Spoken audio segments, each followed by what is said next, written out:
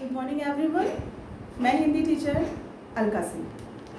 Welcome to session 5। I hope इसके पहले session में मैंने जो आपको पढ़ाया पार्ट 2 में वर्ण एवं मात्राएं में, वो आपने अच्छी तरह पढ़ा। मैं एक बार फिर टॉपिक सारे रिवाइज कर दे रही हूँ। सबसे पहले हम डेट डालते हैं और टॉपिक्स लिख देते हैं। ठीक है,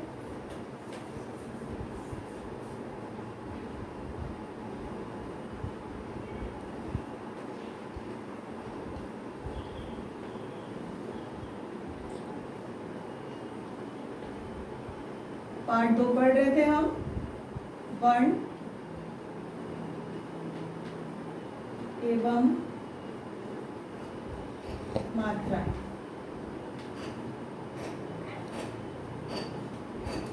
ठीक है, इसके पहले हमने वर्ण की परिभाषा, वर्ण के भेद, वर्ण के 2 भेद होते हैं, स्वर और व्यंजन। स्वर कितने होते हैं, व्यंजन कितने होते हैं, ये हमने पढ़ा।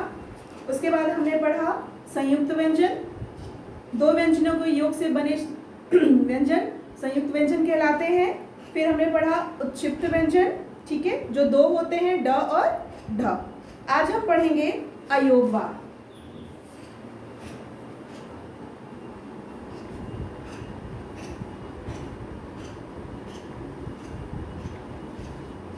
अयोगवार, ठीक है। अपनी बुक में देखिए, अंग का नाम अनुस्वार है और अह का नाम विसर्ग है। यह अयोगवार कहलाते हैं। ये ना तो स्वर होते हैं और ना ही व्यंजन। ठीक है, अंग का नाम अनुनासिक है। इसे हम चंद्रबिंदी भी कहते हैं। इससे बने शब्द इस प्रकार हैं।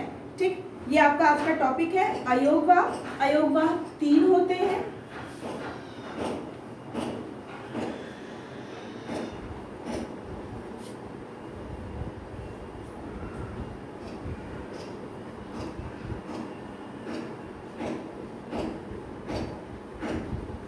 ठीक है, पहला है आपका अंग। पहला है आपका अंग। अंग को अनुस्वार कहते हैं। इसका चिन्ह, अंग को अनुस्वार कहते हैं।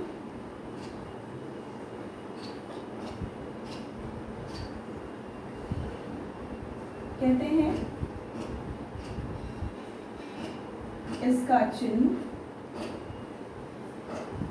ठीक है, अंग अनुस्वार कहते हैं। ठीक है, इसका उच्चारण हम नाक से करते हैं। ठीक है, इसका उच्चारण हम नाक से करते हैं, इसलिए इसको अनुस्वार कहते हैं। और इसका चिन्ह हम ऐसे यूज करते हैं, ऊपर लगाने के बाद ऐसे डॉट के रूप में, बिंदी के रूप में। ठीक है, जैसे एग्जाम्पल देके मैं आपको समझा दे रही हूं।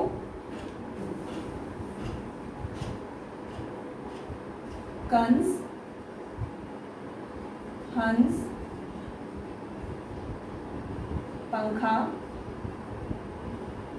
ठीक है, और भी वर्ड्स हैं, समझ में आ गया? देख लीजिए, अयोगवार 3 होते हैं। अंग को अनुस्वार कहते हैं। इसका चिन्ह ये होता है, जैसे कंस, हंस, पंखा आदि। और अनुस्वार का उच्चारण हम नाक से करते हैं। ठीक है, नेक्स्ट है आपका अनुनासिक।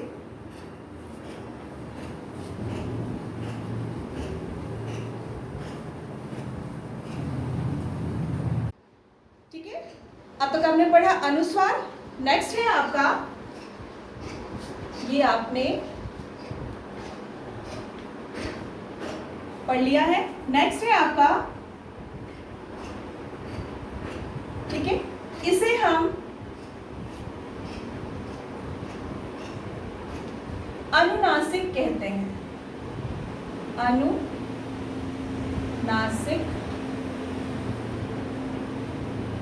कहते हैं। ठीक है, इसका चिन्ह है, पूरा लिख देती हूँ मैं। ठीक है,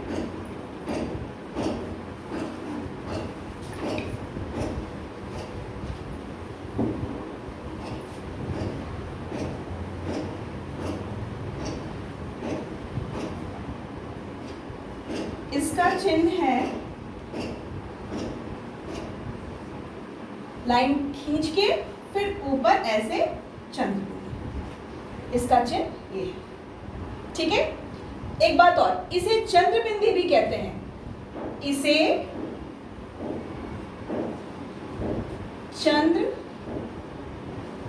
बिंदु भी कहते हैं।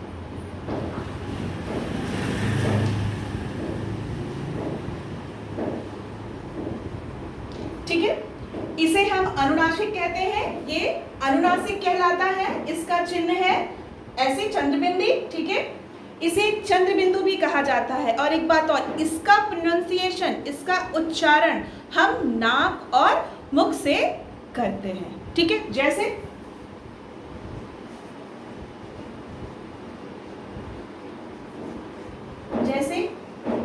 चांद, सांप,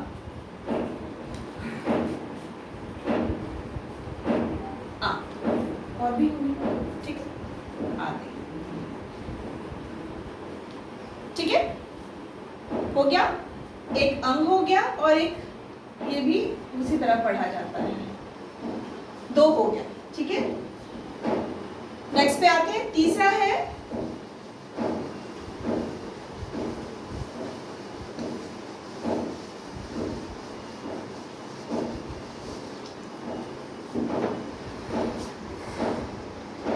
थर्ड पे आता है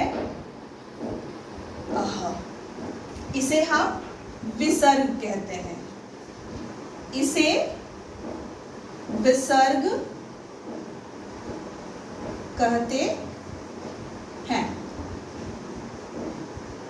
ठीक है, इसको जब हम पढ़ेंगे तो हमें ह वर्ण मिलता है, इसका उच्चारण हम ह की तरह करते हैं, ह ही करते हैं। ठीक है, जैसे प्रातः, नेक्स्ट नमः, नेक्स्ट दुख। ठीक है,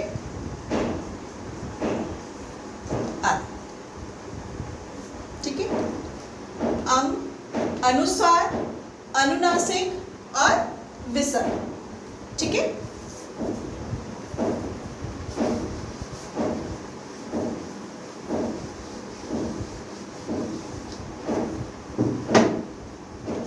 एक बात और, विसर्ग, अभी जो मैंने आपको ये पढ़ाया, विसर्ग का प्रयोग हमेशा व्यंजन के बाद ही आता है। ठीक है, आपका ये व्यंजन आया, उसके बाद आपने विसर्ग का प्रयोग किया। ठीक है,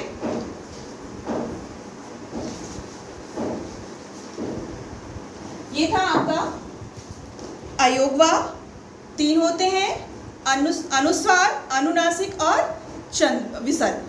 ठीक है, नेक्स्ट है आपका मात्राएं। शब्द बनाते समय व्यंजन के साथ स्वरों का जो सूक्ष्म रूप अर्थात चिन्ह मिलाया जाता है उसे मात्रा कहते हैं। ठीक है, मैं आपको बता दूं कि सपोज दैट मैंने लिखा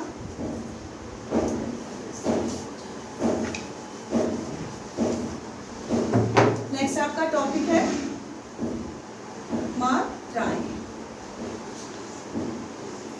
ठीक है,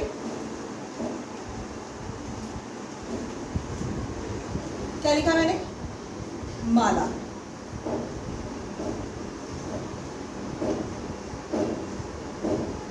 क्या लिखा मैंने? पेन।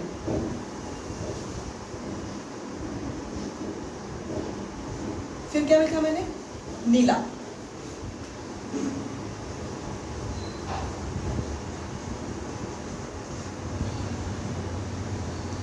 फिर क्या लिखा मैंने?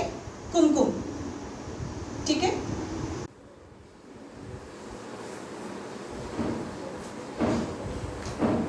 नेक्स्ट है आपका। ठीक है,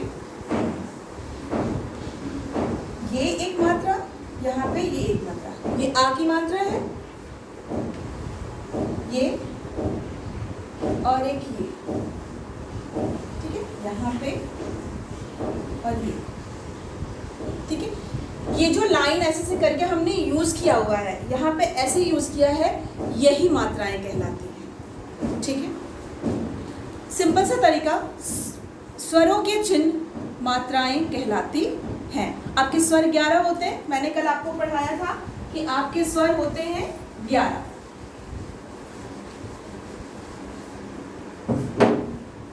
आपके स्वर कितने होते हैं?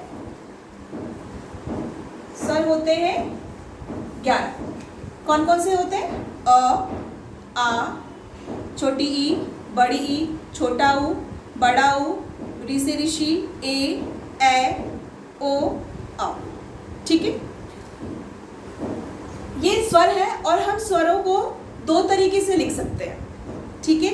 एक उनके मूल रूप में लिखते हैं और एक उन्हीं स्वर की मात्राओं में व्यंजनों के साथ यूज करके उसको हम लिख सकते हैं, ठीक है। आइए देखते हैं।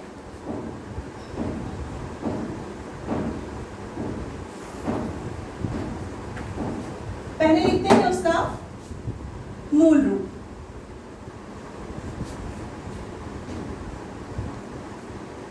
मूल रूप का मतलब ये हुआ कि जो उसका वास्तविक रूप है, ठीक है। अ से हम क्या पढ़ते हैं? अनार।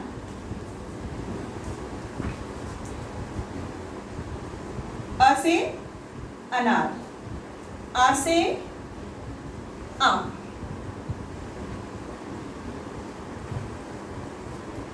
छोटी से इमली, बड़ी से ई, छोटा ऊ से उल्लू, बड़ा ऊ से ऊन, ऋ से ऋषि, ए से एड़ी, ए से ऐनक, ओ से ओखली, लास्ट है आपका अ से औरत, ठीक है। एक यहाँ है आ, छोटी ई, बड़ी ई, छोटा ओ, बड़ा ओ, ऋ से ऋषि, ए से एड़ी, ऐ से ऐनक, ओ से ओखली और अ से औरत। ये आपका स्वर का मूल रूप था, उसका वास्तविक रूप था, ठीक है ना। नेक्स्ट दूसरा है आपका किसी व्यंजन के साथ मिलाकर।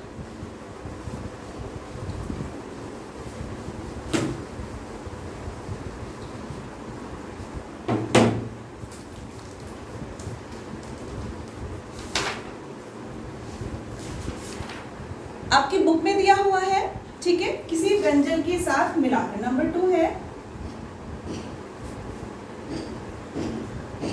किसी व्यंजन के साथ मिलाकर, ठीक है। जैसे मूल,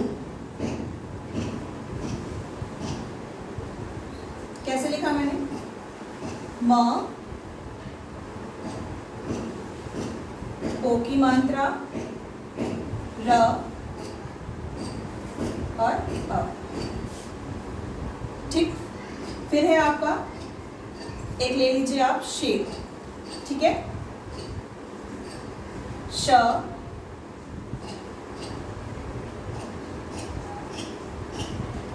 एक ही मात्रा प्लस र, ठीक है।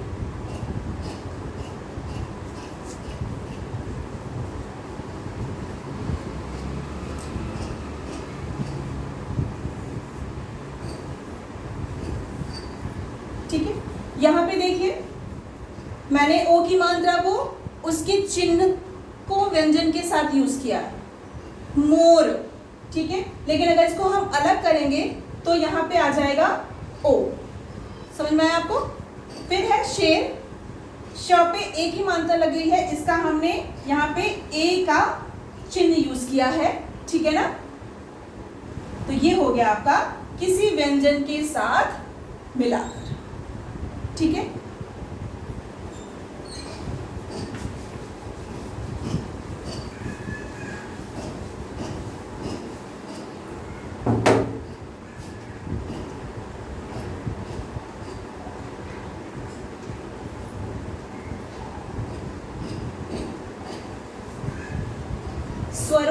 चिन्ह मात्राएं कहलाती हैं। ठीक है, अ, आ, ई, बड़ी ई, छोटा ऊ, बड़ा ऊ, इ से ऋषि, ए से एड़ी, ऐसे आना, ओ से उखली, औ से और। आपको मैं बता दूं, अ का कोई चिन्ह नहीं होता। ठीक है, वो व्यंजन के साथ यूज होता है, बट अ का अपना खुद का कोई भी चिन्ह नहीं होता है। ठीक है, आ, बड़ी ई, छोटी ई, छोटा ऊ, बड़ा ऊ, री, ए, ओ और औ। ये अ जो है ना बेटा, अ का अपना कोई चिन्ह नहीं होता, वो व्यंजन के साथ प्रयोग होता है, लेकिन उसका अपना खुद का कोई चिन्ह नहीं होता। ठीक है, आ की मात्रा, छोटी ई, बड़ी ई, छोटा ऊ, बड़ा ऊ, ऋ से ऋषि, ए से एड़ी, ऐ से ऐना, ओ से ओखली,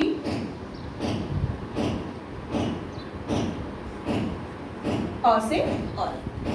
ठीक है, ये स्वरों का मूल रूप है और ये उसके चिन्ह हैं। ठीक है ना, जब मात्राओं की परिभाषा पूछी जाएगी तो आप लिख सकते हैं कि स्वरों के चिन्ह मात्राएं कहलाती हैं। ठीक है,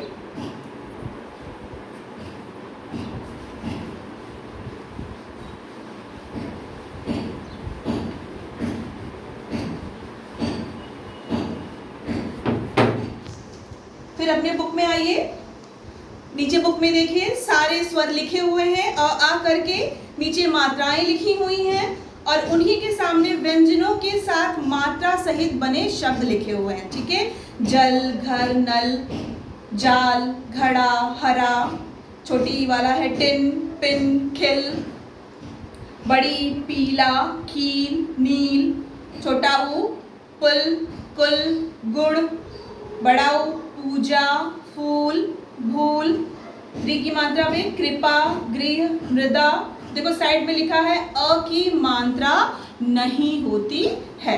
टर्न द पेज। ए, पेड़, केले, तेल, ए, मैला, थैला, पैसा, ओ, मोर, भोर, चोर, औ, औरत, औजार, गौर। ये सारा चीज आपके बुक में दी हुई है। सी, ये सब आपके बुक में दी हुई है, जो मैंने अभी आपको रीडिंग करके बताया ये आपके बुक में दी हुई है। ठीक है, नेक्स्ट आइए र।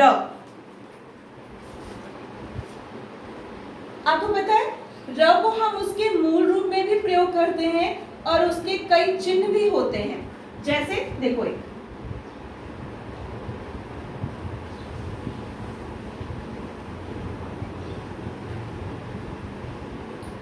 ठीक है, रेफ की मात्रा और पदेन की मात्रा आप क्लास 1 में पढ़ चुके होंगे, हमने आपको पढ़ाया था। ठीक है, ये वही है। ठीक है, अब इसका यूज करके देखते हैं। क्रेन, इसका यूज किया मैंने। ठीक है, ये यूज किया मैंने।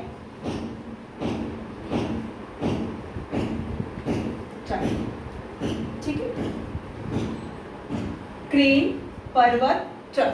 जब हम इसका उच्चारण करते हैं तो तीनों र जो है वो अपने अलग अलग जगहों पे प्रतीत होते हैं। अगर आप उसको पढ़ के अच्छे से अगर उसको आप पढ़ो तो आपको पता चल जाएगा कि कहाँ पे हम रेफ की मात्रा यूज करते हैं और कहाँ पे हम पदेन लगाते हैं। ठीक है, एक बात और, र व्यंजन वर्ण में ऊ तथा ऊ की मात्रा अन्य वर्णों की तरह ना तो ऊपर लगाई जाती है और ना तो नीचे। कहीं कहीं र की मात्रा ना ऊपर की तरफ लगाई जाती है और ना ही नीचे। व्यंजन के ना ऊपर ना नीचे लगाई जाती है। बल्कि यह मात्रा रे व्यंजन के बीच में लगाई जाती है। ऐसे लिखा होगा, ठीक है, आपकी बुक में लिखा हुआ है, देखो।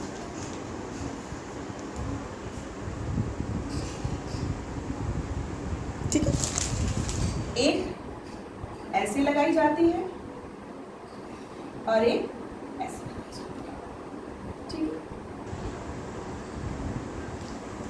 समझ में आएगा? ठीक है,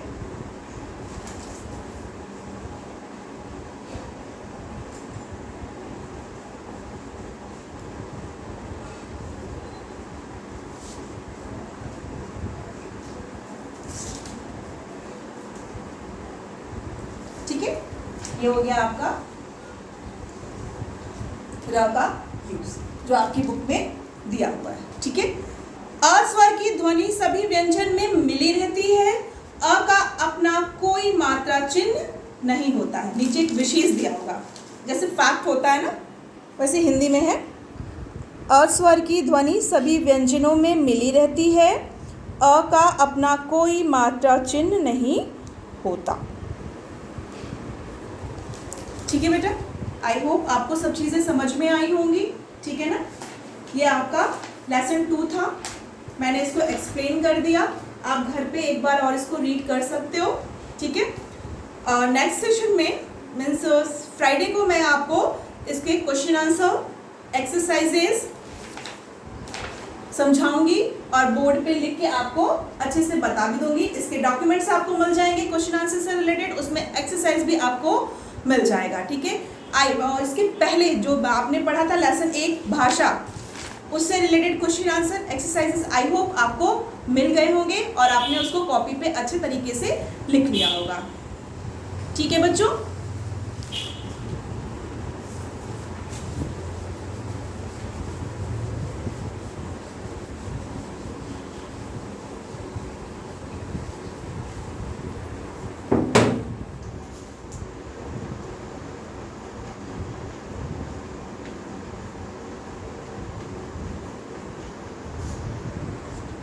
अपनी सहज सुलेख की बुक निकालिएगा, फिर उसमें आज मैं आपको 2 पेज होमवर्क दे रही हूँ। ठीक है ना, डेट डालिएगा और उसके 2 पेजेस पे आप होमवर्क लिखेंगे। ठीक है, सिर्फ 2 पेज।